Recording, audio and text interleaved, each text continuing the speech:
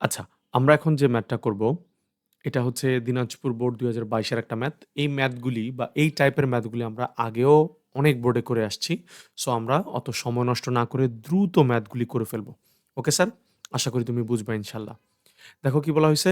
Ion electron পদ্ধতিতে এল দ্রবণ O N L দ্রবণ ও এন দ্রবণের বিক্রিয়া সমতাকৃত করে লিখতে বলা হইছে। আয়ন ইলেকট্রন পদ্ধতিতে। তো চলো এল দ্রবণে কি আছে? এল দ্রবণে আছে এল দ্রবণ থেকে কি পাবো বলো তো? Fe প্লাস H2SO4 বিক্রিয়া করে কি তৈরি করবে? বিক্রিয়া করে তৈরি করবে FeSO4 প্লাস সালফিউরিক অ্যাসিড না, হাইড্রোজেন। এবার এল দ্রবণের সাথে আমি যদি এন দ্রবণ মিশাই, এন দ্রবণ, এনে কি আছে? K2Cr2O7 প্লাস H2SO4, তাই না? এন এর মধ্যে আছে K2Cr2O7 প্লাস H2SO4। তাহলে এবার লেখো এল প্লাস এন দ্রবণ থেকে কি পাবো বলো তো? FeSO4 plus K2Cr2O7 plus H2SO4 এবং এটা কি অবস্থা থাকবে? ডাইলিউট অবস্থায়। ঠিক আছে? যেহেতু আয়ন ইলেকট্রন পদ্ধতিতে করতে বলা হইছে, তো সবার আগে তোমার কাজ হচ্ছে জারক এবং বিজারক ফাইন্ড আউট করা। এটা হচ্ছে বিজারক আর এটা হচ্ছে জারক। তাহলে এক কাজ করো, এবার দর্শকায়নগুলি কে, কে? এখানে দর্শকায়ন হচ্ছে সালফেট, মনে, মনে বাদ দিয়ে দিবা। এটা হবে 2 মাইনাস আর এটা হবে +2, এটা হচ্ছে -2, এটা +2, এটা হচ্ছে +2, এটা হচ্ছে -2। তাহলে এখানে দর্শকায়ন হিসেবে বাদ যাবে হচ্ছে পটাশিয়াম। এই বাদটা কিন্তু মনে, মনে দিতে হবে। ঠিক আছে স্যার? খাতার মধ্যে আবার এরকম ক্রস দিয়ে দিও না। বারবার বলি এই কথাটা। আচ্ছা, এবার জারক কি করে? জারক হচ্ছে ইলেকট্রন গ্রহণ করে। যে ইলেকট্রন গ্রহণ করে সে হচ্ছে বিজারণ বিক্রিয়ায় অংশগ্রহণ করে। আর বিজারক ইলেকট্রন ত্যাগ করে। যে ইলেকট্রন ত্যাগ করে সে জারণ বিক্রিয়ায় অংশগ্রহণ করে। তাহলে আমি কি লিখব? জারণের অর্ধ বিক্রিয়া। আরেকটা কি লিখব? আরেকটা লিখব বিজারণের অর্ধ বিক্রিয়া। বিজারণের অর্ধ বিক্রিয়া।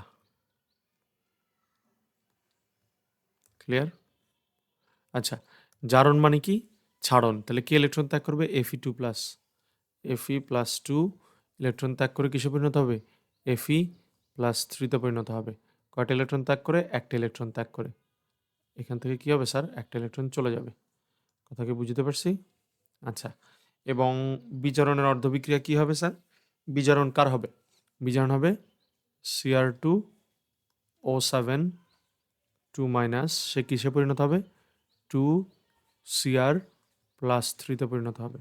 এখন এখানে কটা অক্সিজেন? 7 টা অক্সিজেন। তাহলে কি লিখবো আমি? 7 টা পানি। 7 দুগুণে 14 টা হাইড্রোজেন। তাহলে লিখবো 14H+। 14H+। ক্লিয়ার? হ্যাঁ, এবার মোট যদি এখানে 14 আর 12 আর এখানে হচ্ছে 6, মানে ইলেকট্রনের যদি হিসাব করি তাহলে 6 টা ইলেকট্রন গ্রহণ করতেছে। 6 টা ইলেকট্রন গ্রহণ করলে এখানেও 6 টা ইলেকট্রন ত্যাগ হবে। তারপরে আমি এটাকে 6 দ্বারা গুণ করে দিব। হুম? বুঝছো আমি কি করছি? ওই যে ১ নম্বর সমীকরণ, ২ নম্বর সমীকরণ ওরকম না লিখে আমি সরাসরি করে দিছি। এভাবেও তুমি করতে পারবা। পরীক্ষার হলে কেউ কাটবে না। সরাসরি করলেও কেউ কাটবে না। এবার যদি যোগ করে দেই এটা চলে যাবে। তাহলে থাকবে হচ্ছে 6Fe+2, এরপর হবে Cr2O7 -2, 14 টা হাইড্রোজেন প্লাস, তীর চিহ্ন, 6Fe+3, 2Cr+3 R 7 molecule of water. এবার এটা হচ্ছে এটাকে কি বলা হয়? কঙ্কাল রিঅ্যাকশন। তাহলে আমি ফুল রিঅ্যাকশন করি। ফুল রিঅ্যাকশন করলে এখানে কি হবে? 6FeSO4। মনে আছে স্যার বলছিলাম এই যে এই পাশে যা থাকবে এইখানেও ঠিক তাই হবে। তাই না বাবা? আচ্ছা, তাহলে এটা হবে 6FeSO4 প্লাস এটা হবে K2Cr2O7 প্লাস এখানে সালফিউরিক অ্যাসিড হয়ে যাবে H2SO4। যেহেতু বিজারকে কোনো হাইড্রোজেন নাই, তাহলে সবগুলি হাইড্রোজেন এখান থেকেই আসবে। ৭ দুগুণে ১৪। এরপর এখানে হবে Fe না, না, না, না, না। এখানে 6 হবে না, সরি। একটু ভুল বলে ফেলছি। আগে তুমি যৌগ লেখো। সালফেট এড হবে না? তার মানে SO4 SO4 এর যোজনী এখানে কত হবে? দেখো Fe এর যোজনী এখানে 3 তাহলে 3 যাবে কার কাছে? সালফেটের কাছে। সালফেটের যোজনী কত? 2 তাহলে 2 যাবে হচ্ছে Fe এর কাছে। এখন যেহেতু আমার 6 বানাইতে হবে তার মানে এখানে আমি দিব 3 আর এখানে কত হবে? Chromium sulphate. তাহলে ক্রোমিয়াম এখানে যাবে হচ্ছে কত? এখানে যাবে হচ্ছে 3 আর ক্রোমিয়াম যোজনী কত? সালফেটের যোজনী কত? 2 তো 2 তো হয়েই গেছে। 7টা পানি 7টা পানি হবে এবং আমি বলছি না বিক্রিয়া যদি যখন একদম ফাইনালি শেষ হয়ে যাবে তুমি কি অ্যাড করবা স্যার? লবণ অ্যাড করবা। মনে আছে দর্শক আয়নগুলোকে যুক্ত করে কি অ্যাড করতে হবে? লবণ। তো চলো লবণ বানায় ফেলাই। লবণ এখানে কি হবে স্যার? দর্শক আয়ন হচ্ছে এখানে পটাশিয়াম। তাহলে পটাশিয়াম সালফেট K2SO4 ব্যাস শেষ। আমি একবার একটু চেক করে দেখি আমার জার্ম বিজনটা কমপ্লিট হয়েছে কিনা। আমার জার্ম বিজন হচ্ছে 6 সালফেট FeSO4 K2 7টা 3 দুগুণা 6টা এখানে 3 তিরিকা 9টা ক্রোমিয়াম সালফেট 7 অণু পানি K2SO4 হ্যাঁ ঠিক আছে ওকে ডান। তো চলো আমরা পরের ম্যাথটা স্টার্ট করি। পরের ম্যাথগুলো আমাদের কিন্তু প্রায় করা আছে বা এই টাইপের ম্যাথগুলো কিন্তু আমরা অনেকবার প্র্যাকটিস করছি। চলো দ্রুত করে ফেলি সময় নষ্ট না করে। আচ্ছা দেখো ওকে 4 নম্বর ম্যাথে কি বলা হয়েছে? এল দ্রবণের প্রকৃত লোহাটি বিশুদ্ধ কিনা। এল দ্রবণে লোহা ছিল তাই না? এল দ্রবণে কি ছিল স্যার? দেখো লোহা এফির পরিমাণ আছে। এখন বলছে এফিটা বিশুদ্ধ কিনা সেটা আমাকে যাচাই করতে বলছে। স্যার বিশুদ্ধ কিনা এটা আমি বিক্রিয়া করলে না বুঝবো? বিক্রিয়া না করলে তো আমি বুঝবো না তাই না? তাহলে আমি এক কাজ করি, আমি এল দ্রবণের সাথে এম দ্রবণ বিক্রিয়া করাই। বিক্রিয়া করার পরে এই যে এম দ্রবণে দেখো কিছু পরিমাণ দেওয়া আছে, এই যে 15 মিলিলিটার এবং 0.35 মোলারিটি, এটার সাথে আগে বিক্রিয়া করাবো। বিক্রিয়া করাইয়া দেখবো যে এতটুকুর সাথে এই যে 0.35 মোলারিটি এবং 15 মিলিলিটারের সাথে কতটুকু এফি বিক্রিয়া করে। যদি দেখি যে 2 গ্রামের পুরো 2 গ্রামই বিক্রিয়া করে ফেলছে, তাহলে আমি বলবো পুরা লোহাটাই বিশুদ্ধ ছিল। আর যদি বলি দেখি যে না 2 গ্রামের 2 গ্রাম বিক্রিয়া করে নাই, মনে করো 1 গ্রাম বিক্রিয়া করছে, তাহলে বলবো 1 গ্রাম অবিশুদ্ধ ছিল। চলো করে ফেলি, খুবই সহজ। তাহলে আমি যে কাজটা করব, ফার্স্টে এল দ্রবণ, তো এল দ্রবণ কি হবে বলো তো? এল থেকে তো একটা দ্রবণ তৈরি হবে। এল দ্রবণ থেকে তৈরি হবে Fe প্লাস H2SO4 বিক্রিয়া করে কি উৎপন্ন করবে? FeSO4 plus hydrogen. এই বিক্রিয়াটা অনেকবার করাইছি, সো আশা করি তোমাদের এখন আর সমস্যা হওয়া উচিত না। এবার এই এফির সাথে, সরি এফি না, FeSO4 এর সাথে আমি কাকে অ্যাড করব? এই দেখো KMnO4 কে অ্যাড করব, কারণ KMnO4 এর পরিমাণ আমি জানি। KMnO4 অ্যাড করব এবং তার সাথে সাথে সালফিউরিক অ্যাসিডও অ্যাড করব, এবং সালফিউরিক অ্যাসিডটা কি হইতে হবে? অবশ্যই ডাইলিউট হতে হবে। তো চলো এক লাইনে জারণ বিজন করে ফেলি। এখানে জারণ বিজনের আগে যদি কি বলে এটাকে তুল্য সংখ্যা যদি আদান প্রদান করো, এফির তুল্য সংখ্যা হচ্ছে 1, KMnO4 এর তুল্য সংখ্যা হচ্ছে 5। এবার এটা তুল্য সংখ্যা হচ্ছে 1। এবার তাহলে বিক্রিয়া যদি করি তাহলে কি আসবে? Fe2SO4 হোল 3, তাই না? দেখো এখানে কিন্তু 5টা Fe আছে, এখানেও কিন্তু 5টা বানাইতে হবে। 5টা বানাইতে হলে তাহলে আমি এখানে দিতে হবে 5/2, তাহলে এই 2 কাটা হইলেই কিন্তু 5 হয়ে যাবে। এই যে 5 হবে। কথা কি আমি বুঝতে পারছি স্যার? আমি এখানে কি করছি? এখানে 5টা Fe আছে না? 5টা Fe, তো আমার এখানেও তো 5টা Fe বানাইতে হবে। কিন্তু তুমি খেয়াল করে দেখো, তুমি যদি এখানে আবার 5টা Fe বানাইতে গিয়ে যদি যেখানে 5 লেখো শুধু, তাহলে 5 দুগুণে কিন্তু 10টা Fe হয়ে যাবে। কথা কি বুঝতে পারছি? তো আমি এই জন্য করছি কি 5/2 লিখছি, যাতে এই 2 কাটা গিয়ে 5টা Fe কিন্তু থাকবে। আশা করি আমি বুঝাতে পারছি তোমাকে। এবার দেখো এখানে কি হবে? এখানে হবে পটাশিয়াম সালফেট, তার মানে K2SO4 K2SO4। এখন এইখানে কিন্তু 2টা পটাশিয়াম আছে। শোনো এই বিক্রিয়াটা খুবই ইম্পর্টেন্ট স্যার। এই বিক্রিয়াটা আসলেই অনেক বেশি ইম্পর্টেন্ট। বিক্রিয়াটা মাথায় রাখিও। অনেক স্টুডেন্ট এখানে অনেক ভুল করে। দেখো এখানে K2SO4, এখানে K আছে কয়টা স্যার? পটাশিয়াম আছে 2টা, এখানে পটাশিয়াম আছে কয়টা? 1টা। অনেক স্টুডেন্ট করে কি 2 বানানোর জন্য ধাপ করে এখানে 2 দিয়ে দেয়। না, এখানে কিন্তু 2 দেওয়া যাবে না। আমি কিন্তু এগুলি রেফারেন্স ভিডিওতে অনেক বিস্তারিত বুঝে আসছি। তারপরে এখন ছোট্ট করে একটু বলে দেই। 2 কেন দেওয়া যাবে না? কারণ আমি তো এখানে তুল্য সংখ্যা আদান প্রদান করছি। তাই না? তো আমি যদি এখানে ২ দেই তার মানে বুঝাবে FeSO4 এর তুল্য সংখ্যা হচ্ছে ২। কিন্তু আসলে কিন্তু FeSO4 এর তুল্য সংখ্যা ২ না। FeSO4 এর তুল্য সংখ্যা হচ্ছে ১। তার মানে যেহেতু এখানে পটাশিয়াম ১ টা, তাহলে ১ বানানোর জন্য আমি এখানে হাফ দ্বারা গুণ করে দিব। কথা বুঝাতে পারছি স্যার? আশা করি বুঝাতে পারছি।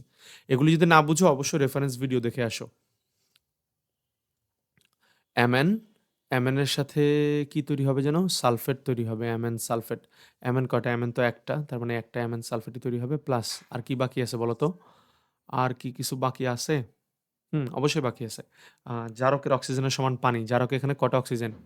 ৪ টা অক্সিজেন হচ্ছে জারকে। এটা কিন্তু জারক, তাই না?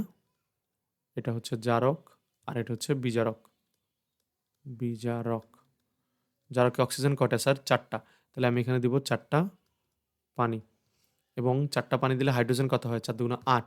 বিজারক থেকে আগে হাইড্রোজেন মিলাবো। বিজারকে কিন্তু হাইড্রোজেন নাই। তার মানে ৮ বানানোর জন্য আমি এখানে ৪ দিয়ে দিব। ৪ দুগুণে ৮। ব্যাস, আশা করি হয়ে গেছে। আমি একবার একটু চেক করি হইছে কিনা। উম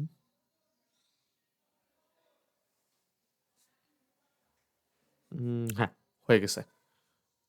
ওকে। আচ্ছা এই ১ সেকেন্ড, আমি তো এখানে 5/2 দিছিলাম। 5/2 কি মুছে ফেলছি মনে হয়, খেয়াল করি নাই। আচ্ছা আমি এখানে কিন্তু 5/2 দিছিলাম। 5/2 হবে, মনে নাই? কারণ কি? দেখো এখানে ৫ টা Fe আছে। তো এখানেও তো ৫ টা বানাইতে হবে, তাই না? তো তুমি যদি ৫ দাও তাহলে তো ৫ দুগুণা ১০ হয়ে যাবে। তাইলে এখানে 5/2 দিলে হবে কি? 2 কাটা যাবে, তখন এই যে 5 থেকে যাবে। আশা করি বুঝাতে পারছি স্যার। ওকে? আচ্ছা, এবার আমাকে কি বলা হইছে? লোহার পরিমাণ বের করতে বলা হইছে। দেখো তো আমার কাছে KMnO4 এর পরিমাণ কিন্তু দেওয়া আছে। KMnO4 কতটুকু? KMn হচ্ছে KMnO4 হচ্ছে ১৫ মিলিলিটার। কত মোলারিটি? 0.35 মোলারিটি। 0 পয়েন্ট কত স্যার? 35 মোলারিটি।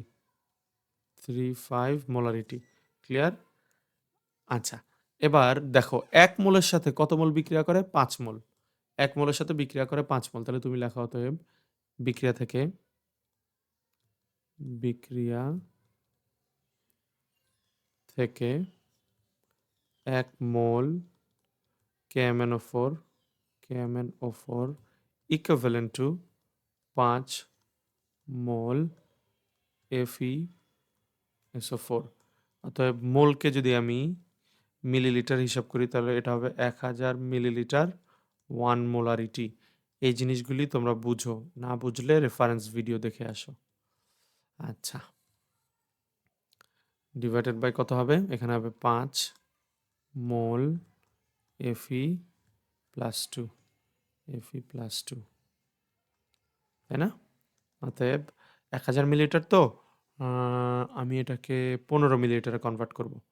১৫ মিলিলিটার আর কনভার্ট করব 0.35 মোলারিটি KMnO4 এ। তাহলে কত হবে? ৫ ডিভাইডেড বাই 1000 ইন্টু ১৫ চলে যাবে উপরে, ইন্টু কত চলে আসবে উপরে? 0.35, তাই না? আচ্ছা আমি এক কাজ করি, এটা যদি হিসাব করি তাহলে এভাবে মোলে আসবে। আমি এক কাজ করি সরাসরি গ্রামে নিয়ে আসি। গ্রামে নিয়ে আসলে কি করতে হবে? ৫৫.৮৫ দ্বারা গুণ করতে হবে। কেন? কারণ Fe এর আণবিক ভর কত? ৫৫.৮৫। এগুলি সব রেফারেন্স ভিডিওতে আমি দেখাইছি। তাহলে করলে দেখি কত আসে? 0.35 ৫৫.৮৫। আচ্ছা আসবে হচ্ছে 1.47 গ্রাম। 1.47 গ্রাম Fe। ঠিক আছে স্যার? Fe+2 বা 2+ যেটাই বলো না কেন। আচ্ছা, এবার আমাকে কি যেন বলা হইছে?